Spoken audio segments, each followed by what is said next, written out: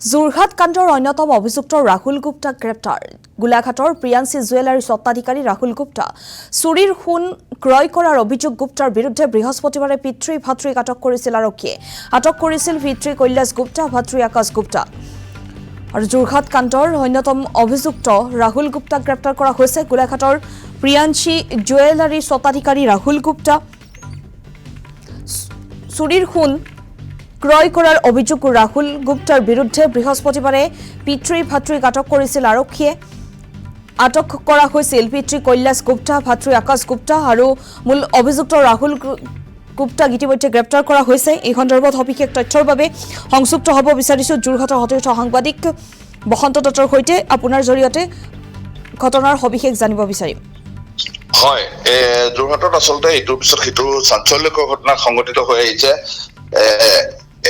এগৰাকী ড্ৰাগছ আসক্ত যুৱতীৰ মৃত্যুৰ পাছতেই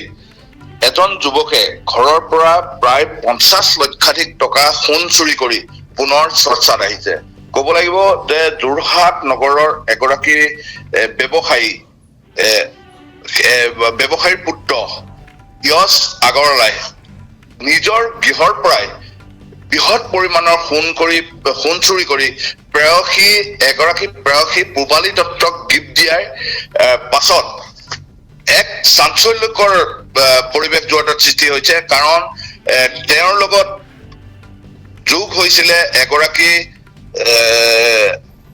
পোৰ্টেল সাংবাদিক আৰু এগৰাকী যুৱক আৰু তিনিও যোগ হৈ যোৰহাটৰ পৰা তেওঁলোকে সোণখিনি চুৰি কৰি গোলাঘাটৰ এটা সোণাৰী প্ৰতিষ্ঠানত সেই সোণখিনি বিক্ৰী কৰিছিলে আৰু এই সোণখিনি বিক্ৰী কৰাৰ পাছত আচলতে যুৱকজনৰ পিতৃয়ে প্ৰথম অৱস্থাত আৰক্ষীক এজাহাৰ দিবলৈ প্ৰস্তুত নাছিলে কিন্তু পিছত 4-5 দিনৰ পাছত গৈ তেওঁৰ পিতৃয়ে পুত্ৰৰ ওপৰত আচলতে এখন FIR দাখিল কৰে আৰু FIR দাখিল কৰাৰ পাছতেই কালি যোৰহাট আৰক্ষীয়ে ৰাহুল গুপ্তা নামৰ যিগৰাকী সোণাৰী প্ৰতিষ্ঠানটোৰ স্বত্বাধিকাৰ তেওঁ বিচাৰি আচলতে গোলাঘাটত অভিযান চলাইছিলে তেওঁ নাপাই কৈলাশ গুপ্তা আৰু ভাতৃ আকাশ গুপ্তাক কালি আটক কৰি যোৰহাটলৈ লৈ আহিছে এইখিনিতে ক'ব লাগিব যে এই ক্ষেত্ৰত কিন্তু আৰক্ষীয়ে প্ৰথম অৱস্থাত ভূমিকা সন্দেহজনক অৱস্থাত আছিলে কাৰণ আৰক্ষীয়ে বৃহৎ পৰিমাণৰ সোণ চুৰি হোৱাৰ জানিও কিন্তু তদন্ত ক্ষিপ্ৰ কৰা নাছিল আৰু এইখিনিতে ক'ব লাগিব যে যিজন য়শ আগৰৱালাৰ পিতৃয়ে প্ৰথম অৱস্থাত পুত্ৰ সোণসহ নিৰুদ্দেশ বুলি এক এজাহাৰ দাখিল কৰিছিল আৰু তাৰ পাছতেই আৰক্ষীয়ে খুব তৎপৰতাৰে সেই সময়ত অভিযান চলাই য়শ আগৰৱালাক আহমেদৰ বাজাৰৰ পৰা কৰায়ত্ব কৰিবলৈ সক্ষম হৈছিল আৰু যোৰহাটলৈ আনিছিল আনাৰ পাছত য়শ আগৰৱালাক এটা ৰুমত কোঠাত আচলতে লুকুৱাই ৰখা হৈছিল আৰু কিছু নিৰ্দিষ্ট সাংবাদিকৰ জৰিয়তে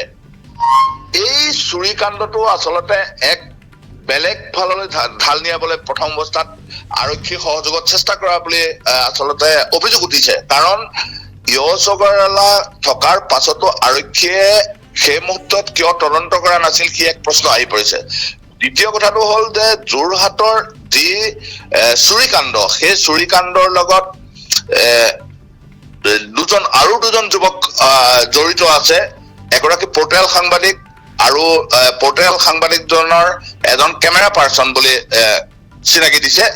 এই দুজনক কিন্তু আজিও আৰক্ষীয়ে কৰায়ত্ব কৰিবলৈ সক্ষম হোৱা নাই কথা হ'ল যে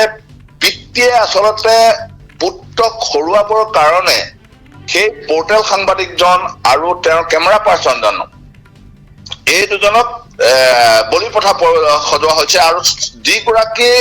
যুৱতীৰ লগত পূবালী দত্তৰ লগত এক যথেষ্ট পূবালী দত্ত বসন্ত দত্ত আপুনি সবিশেষ জনালে এই মুহূৰ্তত আপোনাক ধন্যবাদ জনাইছো